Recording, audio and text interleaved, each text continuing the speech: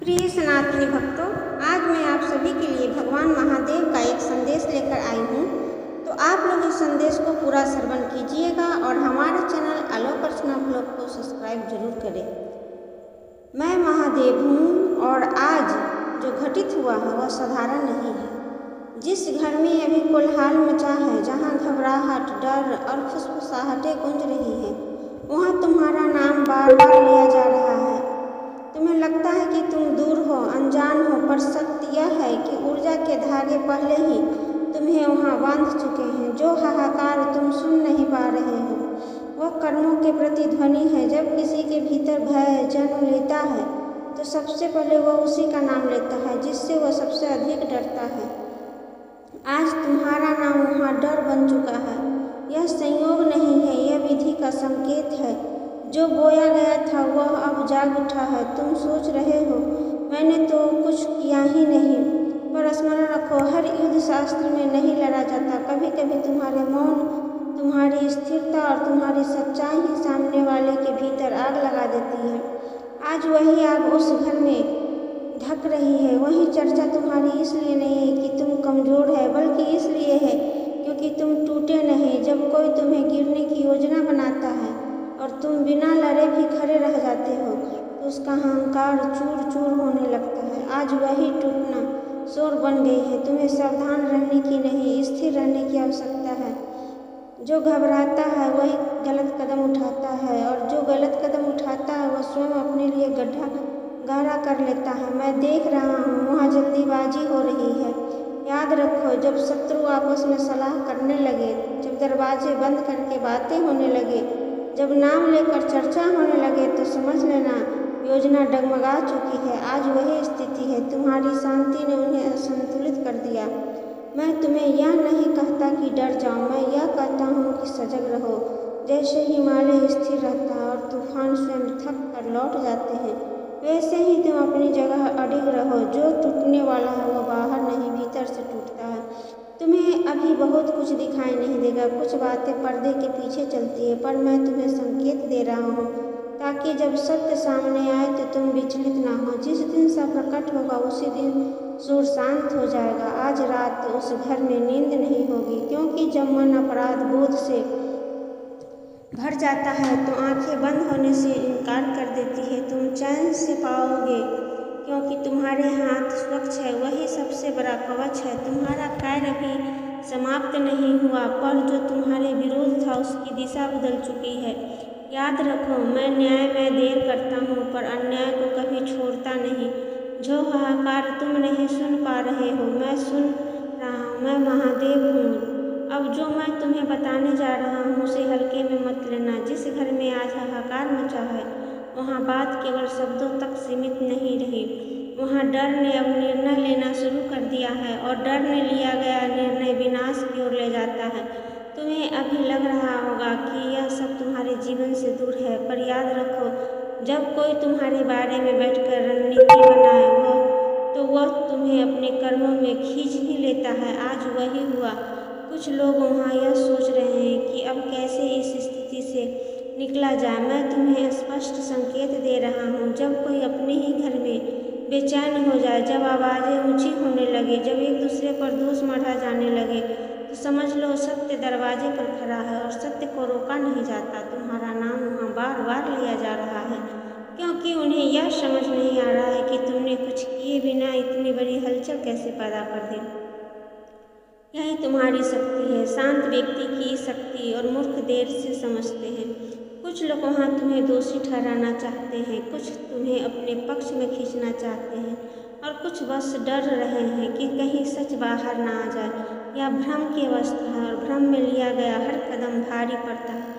तुम्हें अभी किसी से कुछ कहने की आवश्यकता नहीं है। न सफाई दो न सफाई मांगो। जो निर्दोष होता है उसे शब्द की ढाल नहीं चाहिए। मैं तुम्हें मौन को देख रहा हूँ, और वही मौन तुम्हारा सबसे बड़ा उत्तर बनेगा। मैं जानता हूँ कि तुम्हारा मन बेचैन हो रहा है, पर धैर्य रखो। जब नदी उफान पर होती है तो किनारे स्वयं टूट जाते हैं।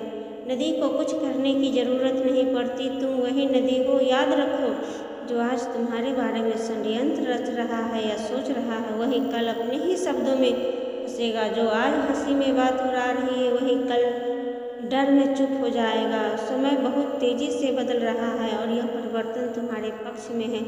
मैं तुम्हारे साथ हूँ, मैं हर फुसफुसाहट सुन रहा हूँ, मैं हर डरती हुई सांस देख रहा हूँ। जो तुम्हें गिरने चले थे वही आज अपने संतुलन हो रहे हैं। न्याय चल पड़ा, अभी यह अंत नहीं है। अभी और परतें खुलेगी, अभी और नाम सामने आएंगे, अभी और सत्य उजागर होगा। तुम बस स्थिर रहो, अगला संकेत बहुत जल्द मिलेगा।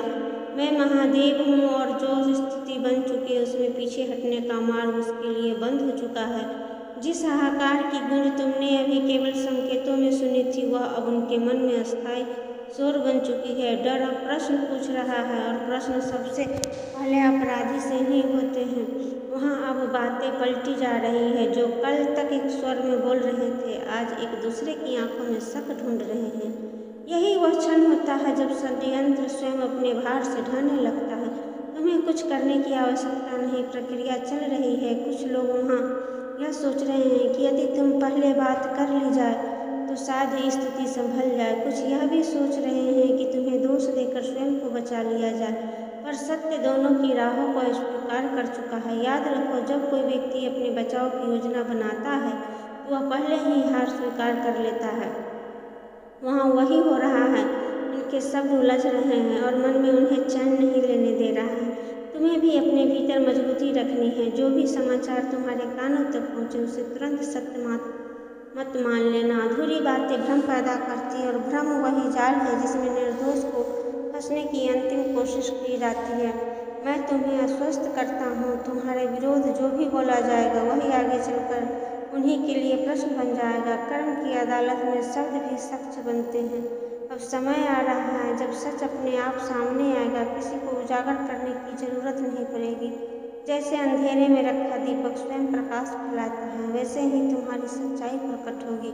रात गहरी है, पर याद रखो, सबसे गहरी रात के बाद भी भोर जन्म लेती है। तुम उस भोर के लिए तैयार रहो। मैं तुम्हारे साथ हूँ, मैं महादेव हूँ।